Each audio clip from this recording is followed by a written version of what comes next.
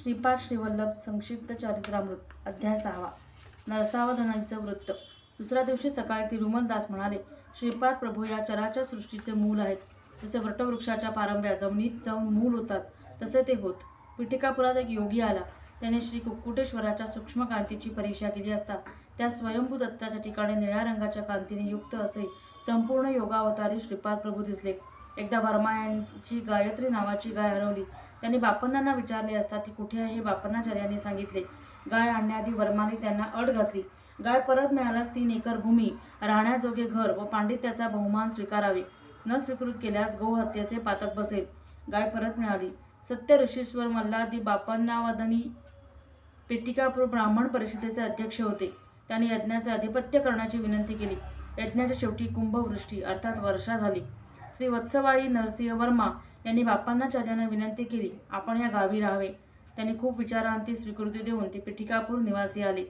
श्री बापण्णाचार्य यांना व्यंकटावधानी व सुमती ही 2 अपत्ये होती. खंडीकोटा आडनावाचे अप्पल लक्ष्मी नरसिंह शर्मा नावाचे ब्राह्मण पिठिकापुरात आले. त्यांच्याजवळ कालाग्निशमन दत्तमूर्ती होती.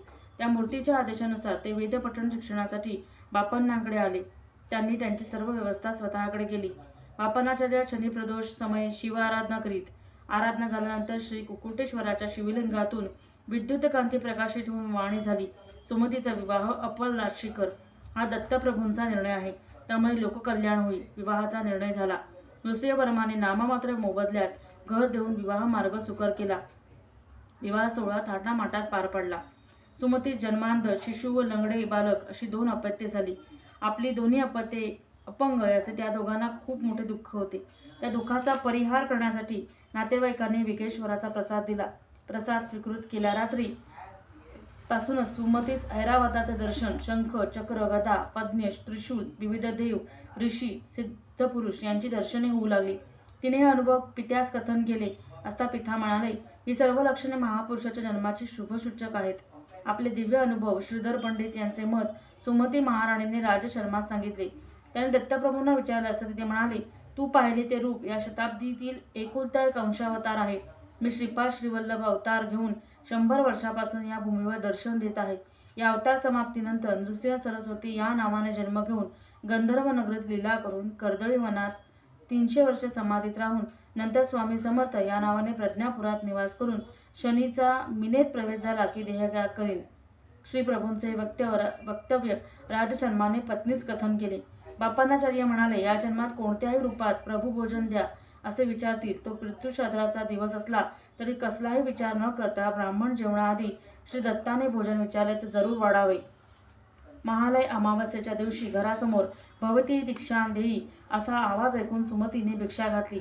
काही मागणे माग असे म्हणणाऱ्या अवधूताला तिने श्रीपाद श्रीवल्लभांचे रूप पाहण्याची इच्छा व्यक्त केली असता 16 वर्षे वयाचा एक सुंदर बालयती त्या जागी प्रकट झाला व म्हणाला, आई, मीच श्रीपाद श्रीवल्लभ आहे, मीच दत्त आहे. तू मला जेवण घालून तृप्त केलेस.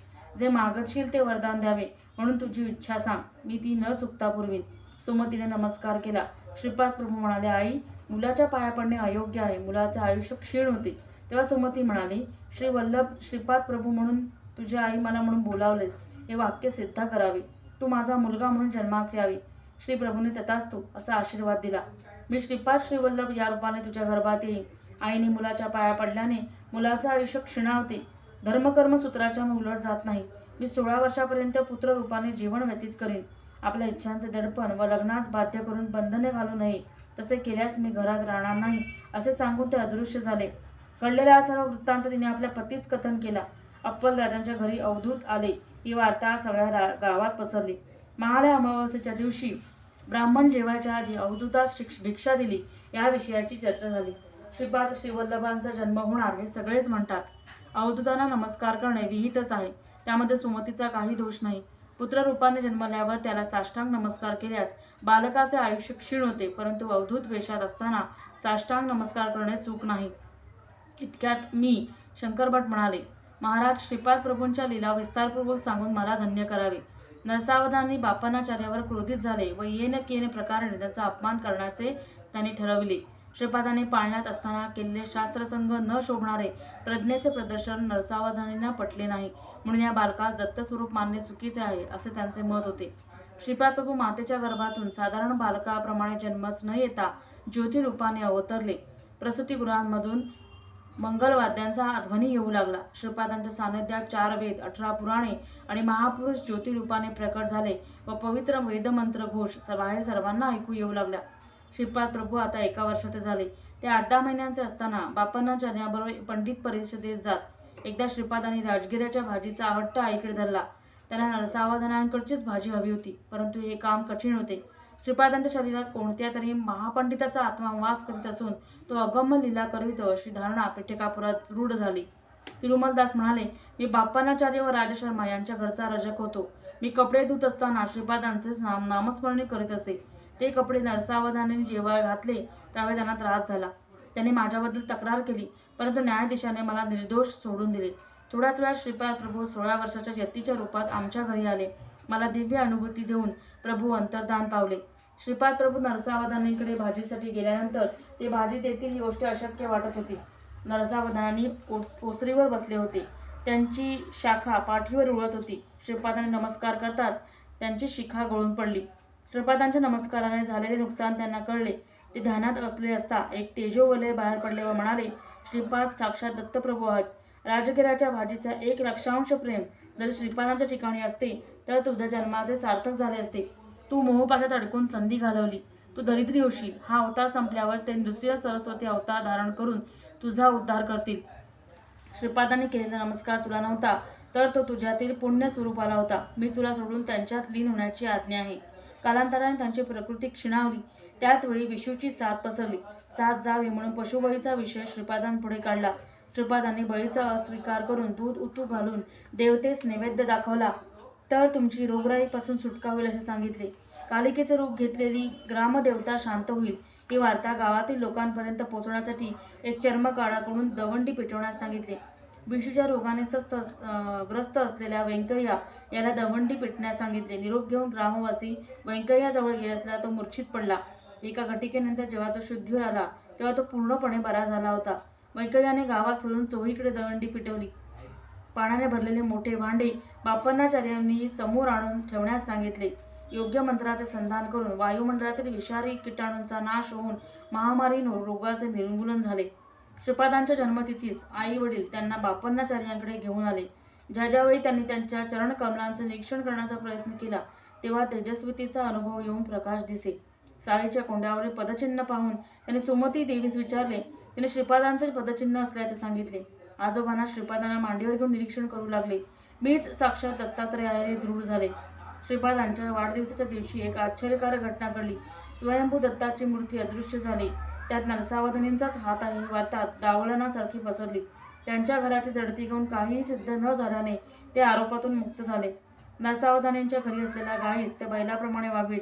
त्या वेळेवर दाणा पाणी देत नसत. श्राद्धाच्या दिवशी तांत्रिकाने त्या गायीत क्षुद्र शक्तीचे आवाहन केले असता तिने कुणासही न जुमानता घरात जाऊन अन्न व वडे खाऊन टाकले. तेव्हा श्रीपादांच्या हट्टावर राजशर्मा श्रीपादांना नरसावधानीकडे घेऊन गेले. गायीने श्रीपादांना 3 प्रदक्षिणा करून ती नतमस्तक अवस्थेत गतप्राण झाली. या प्रसंगानंतर लोकांनी अनेक आरोप नरसावधानांवर केले. त्यातच त्यांची तब्येत खालावत गेली. त्याच अवस्थेत त्यांचा देहांत झाला. नरसावधानांच्या कुटुंबाचे सात्वन करण्याकरता श्रीपाद व राजशर्मा गेले असता त्यांच्या पत्नीने श्रीपादांना सांगितले, चिमूटभर सौभाग्याचे वाण घेण्यासाठी मी दूर दूर हळदी कुंकवास जाते. तू तर दत्तात्रय आहेस. तुला आजोबांना जिवंत करणे शक्य नाही का? श्रीपादाने चित्तेवर ठेवलेल्या नरसावधानींच्या भ्रूमध्राला आपला कृपाकटाक्ष टाकून अंगुष्ठाने स्पर्श केला. त्या स्पर्शाने त्यांच्या अंगात चैतन्य जागृती निर्माण झाली. त्यांनी श्रीपादांना नमस्कार केला. त्याच अवस्थेत त्यांना कर्मसूत्राचे ज्ञान प्राप्त होऊन ती गाय त्यांची माता व बैल त्यांचे पिता होते हा बोध झाला. ती गाय पुढे जन्मी वांज म्हैस म्हणून जन्माला येईल. त्या जन्मी श्रीपाद प्रभू तिचे उद्दपान करतील. त्यांच्या कृपेने पुढील जन्मीचे ज्ञान प्राप्त होऊन नृसिंह अवतारात यती स्वरूपात त्यांच्या घरी येऊन राजगिऱ्याचे पीक स्वहस्ते नष्ट करून त्याच्या मुळाशी असलेला सोन्याचा अंडा त्यांना देतील ही भविष्यवाणी कळली. श्रीपाद प्रभूंनी नरसावधानांनी व त्यांच्या पत्नीस केलेला उपदेश मी तुला उद्या सांगेन.